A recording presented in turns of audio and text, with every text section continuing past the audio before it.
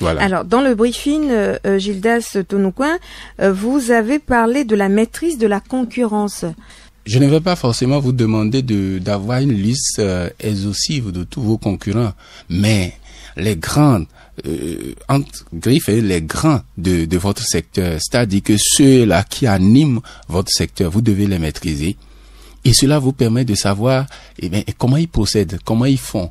Qu'est-ce qui fait qu'ils arrivent à vendre facilement? Qu'est-ce qui fait que ils se sont placés à ce niveau-là? Qu'est-ce que vous pouvez déjà ajouter à ce qu'ils font pour que lorsque vous allez obtenir un appui de la banque, cela peut vous propulser effectivement à un niveau supérieur. Lorsque vous allez chez la banque vous pose des questions par rapport à votre concurrence. Mais quels sont les concurrents de votre domaine? En réalité, je ne sais pas, juste là, je ne sais pas si c'est une question piège pour être convaincu que vous maîtrisez effectivement votre domaine. Mais ce que je sais, c'est que maîtriser sa concurrence, ça permet d'être éveillé. Ça permet de cultiver la veille. Et ça permet d'agir au lieu de réagir. Parce que les informations peuvent changer à tout moment. Lorsque vous êtes en train de travailler sur un produit, vous avez un service et que votre concurrence ou les meilleurs de votre domaine ont réfléchi plus loin et ont ajouté d'autres choses, ont déjà ajouté d'autres aspects au produit, ce qui permet que la même cible que vous partagez accueille plus facilement le produit.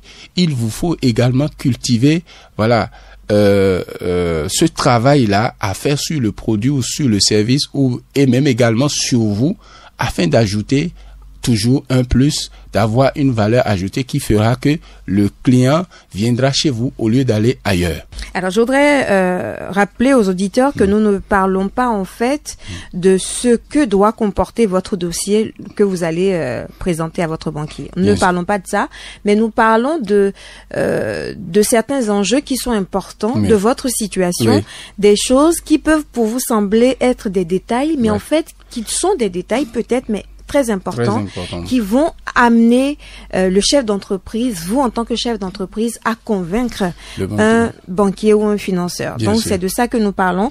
Ne vous attendez pas à ce qu'on vous dise vous devez faire un dossier de tel nombre de pages qui doit comporter la présentation, la situation, pour ça, il faut aller voir projet, les cabinets d'expertise exactement. comptable. Et des gens peuvent vous aider ou des cabinets peuvent vous aider justement à monter vos projets comme ils vous auraient aidé pour votre projet d'entreprise. Donc, on a parlé d'ancienneté du business, de la tenue de la comptabilité, de produits et services, de la maîtrise de la concurrence, une maîtrise de la concurrence qui est aussi importante et qui vous permet de montrer à votre vis-à-vis que vous avez une place et vous savez qui est là, qui fait la même chose que vous. Comment rembourser? Quand on prend le prêt, on est content. Dès qu'on reçoit le message qu'il y a eu un mouvement sur son compte, on est très content. Mais le remboursement, c'est pas évident pour des gens qui ne se sont pas préparés peut-être, ou pour des gens qui en cours de chemin n'ont pas vu l'entreprise prospérer comme ils l'avaient espéré. C'est tellement important aussi de savoir comment vous allez rembourser le prêt. Et est-ce que vous avez une mesure spéciale à prendre? Je me rappelle quand moi je m'apprêtais à prendre mon premier prêt, je n'avais pas de système marketing en tant que tel, mais je voulais faire est-ce que je vais appeler ça de la publicité? En réalité, la mesure spéciale que j'avais trouvée, c'était d'instaurer une sorte de réseau par rapport à ma clientèle, qui fait que, un peu comme le font les réseaux marketing, qui font que quand je prends un plombier par exemple, je l'amène au bureau, je discute avec lui. Avant de quitter, il faut qu'il me donne absolument 2 contacts de plombier. Je n'avais pas de sous pour faire de la publicité à une grande envergure, mais pour moi, c'était une mesure spéciale. Vous voyez, c'est un truc assez simple, mais ça m'a beaucoup aidé dans le remboursement de ce prêt. Sur le coup, ce que j'avais comme clientèle me permet de faire le chiffre d'affaires qu'il faut pour pouvoir rembourser. Mais en cas de difficulté, si je n'avais pas, et les difficultés, je les ai eues, si je n'avais pas cette mesure spéciale qui a explosé en quelque sorte ma base de données, je n'allais pas pouvoir tenir jusqu'à la fin. Parce que j'avais 1 an pour rembourser. Et c'est parce que j'avais pris cette mesure spéciale qui m'a aidé en me basant par les appels téléphoniques que je faisais, parce que j'avais les contacts qu'il faut pour pouvoir appeler. Cela m'a beaucoup aidé. Donc, il faut réfléchir et voir, est-ce que vous avez déjà une base, vous avez des chiffres qui font que la banque accepte vous accorder, va accepter vous accorder un prêt. Mais est-ce que il ne faut pas prévoir des mesures qui vont encore booster votre chiffre, qui vont booster votre équipe? Ça peut être tout simplement une formation, hein. Le fait de prévoir faire des formations pour votre équipe, peut-être dans le domaine du marketing, de la vente, ou les développer personnellement. Commencez déjà par les aider, les coacher. Des trucs très simples, pas forcément qui vont vous amener à engager de nouveaux investissements, mais qui sont essentiels pour le prêt. J'ai parlé également du temps, surtout le temps pendant lequel vous allez rembourser. Oui, ça, est-ce que ça c'est pas défini avec la banque? C'est défini avec la banque, mais avant d'aller vers la banque, vous pouvez, si vous avez suivi tout ce que nous avons donné comme élément tout à l'heure pour vous préparer à obtenir votre prêt auprès de la banque, vous devez être capable de dire pendant combien de temps. Ça aussi, c'est important pour la banque. Parce que cela revient d'une certaine responsabilité de votre part, d'une certaine maîtrise de vos informations. Dans mon cas, par exemple, je savais que avec 6 mois, je pouvais finir de rembourser. Et c'est ce que je m'étais fixé comme objectif pour pouvoir vite rembourser et prendre un autre prêt. Ce n'est pas forcément un critère, ce n'est pas forcément rentable. Mais en réalité, je voulais obtenir un montant qu'on ne m'a pas accordé tout de suite. Et je vais vite faire avec ce montant-là et prendre un montant plus gros. Et est-ce que les recettes que je fais chaque jour, chaque semaine, chaque mois, pouvait me permettre de le faire? Avec mes chiffres bien tracés, je savais que je pouvais y arriver. Avec le nombre de clients que j'avais, je savais que je pouvais y arriver. Donc, ce n'est pas quand vous pouvez rembourser un prêt en 3 mois ou en 6 mois et que vous dites 1 an ou 2 ans, beaucoup d'entrepreneurs oublient l'impact des intérêts en matière de coûts financiers sur l'entreprise. Cela pèse beaucoup sur l'entreprise. Déjà, est-ce que ce que vous gagnez, ce que vous réalisez comme bénéfice, est-ce que cela vous permet de couvrir ce prêt-là? Parce que la chose est beaucoup plus appréhendée peut-être avec les banquiers qui vont faire de vraies analyses, mais avec les institutions de microfinance par exemple, tous les agents, je ne parle pas de toutes les institutions de microfinance, ne sont pas formés à faire ces analyses, ce qui fait que ils vont vous accorder un prêt et ils vont accepter ce délai-là avec le taux d'intérêt que nous savons, parce que cela tourne entre 24 et 27% aujourd'hui. Et après, ça pèse lourd sur vous, cela absorbe toute votre marge et vous n'avez plus rien. Vous imaginez la marge que vous devez utiliser pour pouvoir couvrir les frais financiers. La marge, ces frais-là absorbent toute votre marge et donc c'est un peu comme si vous utilisez de l'argent du prêt encore pour rembourser le prêt. Ce qui crée un problème, un défi, un gros défi au niveau de de vos finances, qui fait que finalement vous allez déposer les bilans comme les gens ont l'habitude de dire, vous abandonnez et peut-être avec votre garantie qui est exécutée et tout ça, c'est assez compliqué. Donc il faut pas penser que si on décide de payer sur 1 an ou 2 alors qu'on a la possibilité de payer sur 6 mois, qu'on gagne. En fait, on ne gagne pas. C'est peut-être qu'on se donne le temps, qu'on se met pas de pression, on se dit qu'on a du temps pour payer, alors que comme vous l'avez dit, il y a des intérêts. Et là, la banque vous a prêté 1 ou 2 millions. Quand vous remboursez en 1 an, ça donne autre chose. Mais quand vous remboursez en 10 ans, les intérêts sont énormes. Et finalement, quand vous faites le point, peut-être que vous auriez attendu ou diminuer le montant et avoir le délai, comme vous le dites, qui est approprié afin peut-être de faire le prêt quand vous aurez un niveau de salaire plus élevé.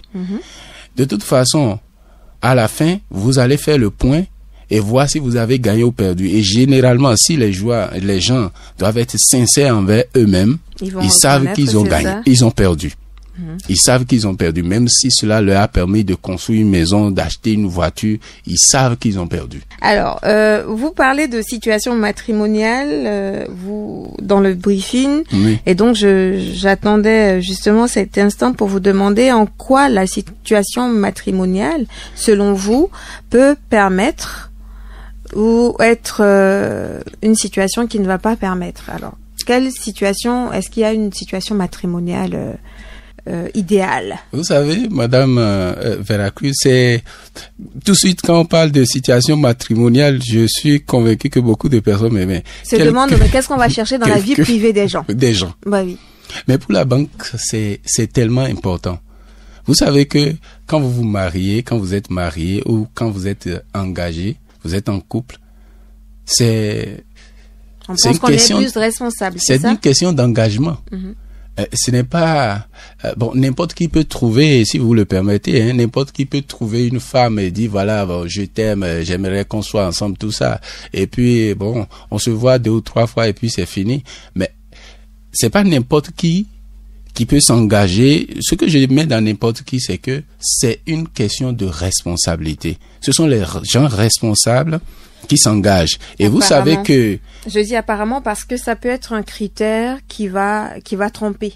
Oui, c'est possible. Parce que si on sait que quand vous êtes marié, le regard de la société change sur vous. Ah oui, vous avez certains avantages. Juste pour paraître bon. Voilà, on peut. Et je suis d'accord. J'ai besoin de ça pour être bien vu dans la société. Oui, je suis d'accord. Je me débrouille pour être bien vu. Donc ce critère, il est un peu... Je dis pas qu'il laisse à désirer, mais je vous comprends que apparemment, ça donne l'impression de gens qui savent ce qu'ils veulent, qui se sont engagés, et donc autrement, qui peuvent s'engager aussi quand ils prennent des prêts, peut-être, qui vont s'engager à honorer. Je suis d'accord. Et je ne vais pas parler de normalement, je vais dire, mais en réalité, quand on va à la source, on ne s'engage pas. Nous sommes d'accord qu'on ne s'engage pas en réalité pour paraître. On s'engage parce que c'est vrai, parce que ça doit venir du cœur. Je suis d'accord que généralement, il y a de nombreuses personnes qui le font pour pouvoir paraître. Et dans le même temps... Généralement ou parfois? Généralement, on va pas le dire, hein? Parfois. Parce que parfois. Voilà. Oui. Et je rectifie parfois. Et donc, on devrait s'engager parce que ça vient du cœur. Et pour la banque, le fait que vous êtes marié, par exemple, déjà, le montre que vous êtes quelqu'un de responsable. Bon, après, on ira chercher si c'est vrai ou pas. Mais en tout cas... Et ça, cela peut aider, je dis bien, peut aider dans votre dossier parce qu'on sait que peut-être vous êtes dans une alliance, vous êtes marié et donc vous n'êtes pas quelqu'un qui est libre comme le vent, qui peut se permettre de prendre le sou pour aller faire de n'importe quoi avec. Peut-être que vous avez quelqu'un à côté qui va vous dire à chaque fois, chérie, voilà, il faut pas faire ça. Moi, je pense que si tu y vas comme ça, c'est mieux. Et cela peut sauver. Et pour les gens qui vivent dans des couples ou des gens qui se sont mariés, ils savent de quoi je parle. Et même espérant qu'il n'est pas une femme dépensière ou en espérant qu'ils ne soient pas eux-mêmes dépensiers. C'est pour cela qu'il faut prendre cela avec des pincettes comme les gens ont l'habitude de dire. Mais c'est important également pour un dossier que vous soyez engagé. Je ne parle pas forcément de mariage. Moi, dans mon temps, je me rappelle également que j'avais répondu à ces genres de questions. Je dis, voilà, je ne suis pas marié, mais je suis fiancé et je pense que bientôt je vais me marier. Et puis, bon, le banquier s'était amusé à aller plus loin, à me poser des questions qui forcément n'ont pas rapport avec le dossier. Mais je pense que c'est important. Et aussi, je souligne que il faut pas s'engager pour paraître parce que, comme je le dis, cela finit par toujours rattraper. Parce que les gens sauront qui vous êtes vraiment. Et généralement, les gens savent qui nous sommes. C'est nous qui pensons qu'ils ne savent pas. Voilà. Alors, Gildas Semevoto Onouquin, je sais que vous êtes coach dans beaucoup de domaines, hein. Vous n'accompagnez pas seulement les chefs d'entreprise. Comment convaincre son banquier? Il y a beaucoup de questions qu'on pourrait aborder, beaucoup de points qu'on pourrait aborder concernant la question comment convaincre son banquier. Et c'est sûr que nous aussi, à notre niveau, on fera venir justement ces banquiers-là pour nous dire quel doit être le comportement des chefs d'entreprise, des personnes qui ont besoin d'un prêt pour le développement de leur entreprise, quels sont les critères, qu'est-ce que le dossier doit comporter, sur quoi est-ce que les banques sont très pointues. Donc on parlera de ces questions. Mais merci infiniment d'avoir partagé votre expérience avec nous. Alors pour les auditeurs, je vais dire que vous avez votre rêve sans doute. Maintenant, il reste à convaincre le banquier d'en financer la plus grande partie parce que vous avez votre apport dans cette entreprise. Avec Gildas Semevoto Onouquin, on a énuméré quelques points sur lesquels vous devez faire porter vos efforts pour obtenir l'accord peut-être d'un banquier. Pour gagner en crédibilité, donc en efficacité, il est important de préparer un dossier. Et ce dossier-là doit être le plus complet possible. Vous avez commencé à le dire, l'erreur est de penser que lorsqu'on va demander un prêt, que ce n'est pas un dossier, ce n'est pas un projet qu'il faut préparer. Merci infiniment pour votre disponibilité. Merci également aux auditeurs de nous suivre sur la 106, mais aussi sur soleilfmbenin.com.